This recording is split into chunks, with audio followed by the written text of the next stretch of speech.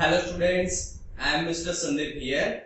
In our subject Advanced Manufacturing Processes, we have started our discussion on rapid prototyping techniques. So in the chapter of rapid prototyping, we have discussed the history of rapid prototyping, definition of rapid prototyping, and various techniques and classification of various techniques under rapid prototyping chapter. So we have classified the rapid prototyping processes based on the raw material form, that is the liquid base, powder base, as well as your solid base technique. So we have discussed a stereolithography method, that is capital SLA. The short form is SLA, that is the stereolithography apparatus. So SLA technique is based on liquid method. It means here liquid epoxy resin is used as a raw form material.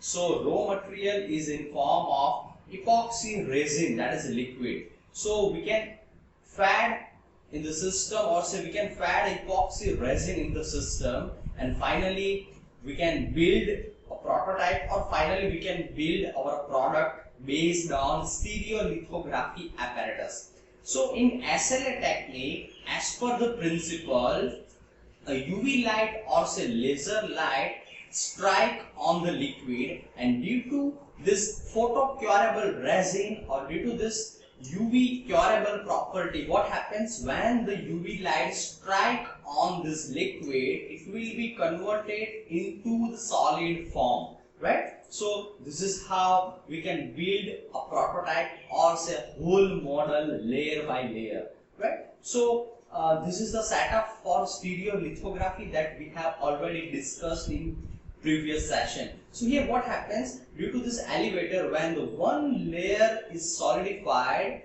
your elevator or say your build platform will be coming in the lower direction, or so will be traveling in lower direction by certain Z direction or certain Z dimension, that is the thickness of layer, that is in terms of certain mm. So this is how one layer can be solidified and another fresh liquid can be flown in upward direction, right? So this is how we can solidify all the layers and build a 3D model. So here I mentioned one spherical ball, and we can cut into, or so we can slice this product into several layers, and by layer you can build the product. So here I mentioned all the steps for stereolithography apparatus. So here first of all, your purpose is to build a 3D CAD model in the 3-dimensional modeling CAD software. After that, your model can be converted into the STL file. So STL is a standard file format that every rapid prototyping or 3D printing machine can take as an input. So just remember, STL format is must for any rapid prototyping machine, for example 3D printer. So we have to provide .stl file, that is stereolithography file or standard tessellation language file. So what do you mean by tessellation? So here your product must be converted into this STL file, and in the STL your outer surface can be divided into small triangular parts, right? So tessellation means to convert the outer geometry into small predefined triangular part, that is triangulation, right? So after that, slicing can be done. It means your product can be divided into proper or say number of slice as per the defined thickness, and after that your manufacturing can be done. And after building your product, you have to dip your product in some alcohol bath, and after that curing, you can finally make your product ready for your application. So here the step of this conversion is very important, that is from 3D CAD data to the STL format. So once again I repeat, in the STL format, the outer geometry or all the surfaces are converted into the small parts, because machine can read only this type of data. that is the vertices and your triangles, right? So we will discuss in this session in detail regarding this tessellation, right? So before that, here I mentioned the parameters for stereolithography apparatus, right? So as per our discussion, UV or say laser power is there. It means here I mentioned the laser power required for this curing or say for this application, right? So different types of lasers are used. What should be the scanning speed of the laser, your laser diameter or say spot diameter, and your overall volume of the part or say your machine is also mentioned here. So these are the parameters generally used for stereolithography apparatus, and it may vary according to the setups. So here, as per our discussion, you have to provide the package of software for the stereolithography, for say slicing and for proper orientation, and also for the support building, right? So various software packages are mentioned here, and it also may vary according to your application and company, right? So as per our discussion, epoxy resin is used in stereolithography apparatus. So epoxy resin is available in form of viscous liquid, and it is having a UV curable or photo curable property. So when the light strike on this liquid, it will settle down or it will be converted into the solid form, right? So resin is generally used for this purpose. So when we are talking about the hardware or machine part, as per our discussion, the vat or reservoir is there. So vat is nothing but it is a reservoir which contains the resin or epoxy resin liquid, right? So this vat contains the liquid, and we can add and also remove or drain the liquid from this vat, right? So in this hardware part, hardware is nothing but it is a machine or say your framing or say various components in the machine, or say you can provide the various components in a hardware form in your machine of SLA, that is stereolithography apparatus.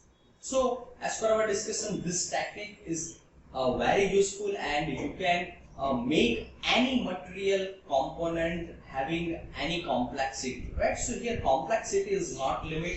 You can build any shape product or say your model with help of various geometrical data, right? So this is very fast and accurate process. So tolerances are very closely achieved in this process, right? So where we are talking about disadvantages in this SLA method, as per our discussion, support structure is there. So you have to design a properly support structure, right? So this is the main problem. So here, as per the tessellation, there may be a chances of yours, or you can say that there will be chances of broken part. So here staircase type construction can be obtained. So here I mentioned the disadvantages. It requires a post processing. It means after building your model, you have to or say you have to provide the curing to the model after building. So before application, you have to post process and post cure your model, right? So raw material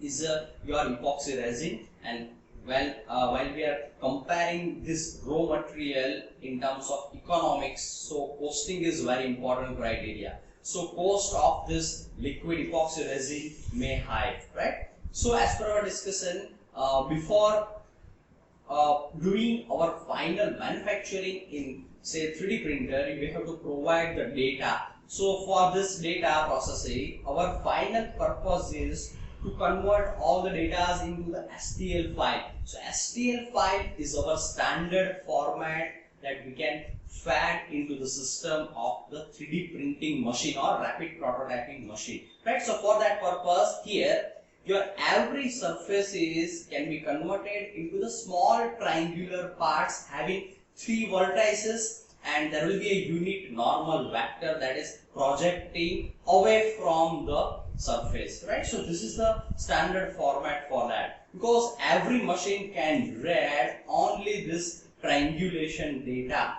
So when we fed the 3D model, it should be converted into this triangulation or tessellation. So every surfaces can be approximated as a small triangular parts having 3 vertices and a unique normal vector. So this STL format can be stored into 2 formats, or say 2 ways, that is ASCII format, that is American Standard format, and also binary coding or binary encoding. So binary encoding is generally preferable due to the lower size, because the size is also important for the machine. So binary encoding is very useful when we are talking about the size of this file, right? So it is a very simple and less storage space required for this binary encoding file, right? So for the binary encoding file and also ASCII formats, both formats are storing the data of this triangle. It means 3 vertices and your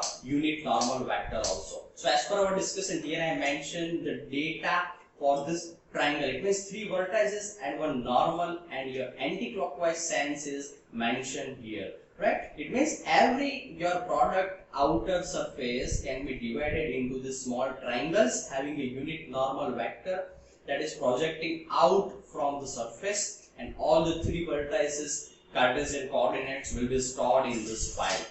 So here I mentioned one curve geometry product.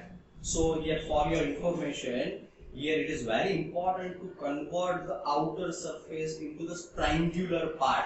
So wherever there will be a curvature, it is very difficult, or say you have to provide very fine triangles for that approximation, right? So this is all about this STL format, that is standard tessellation format or stereolithography format. So for your information, here I mentioned one cup, and that can be approximated with this small triangular parts, right? So you have to provide the tessellation or this type of triangulation approximation before starting your manufacturing in rapid prototyping or say 3D printers, because 3D printers or any machine of additive manufacturing can read only this type of STL files. So it will not read the whole 3D model having top view and front view, but this triangulation or so this triangle approximation is only thing that we can provide to our 3D printer machine, right? So this is all about the various data processing in your rapid prototyping technique, that is stereolithography apparatus. Thank you all.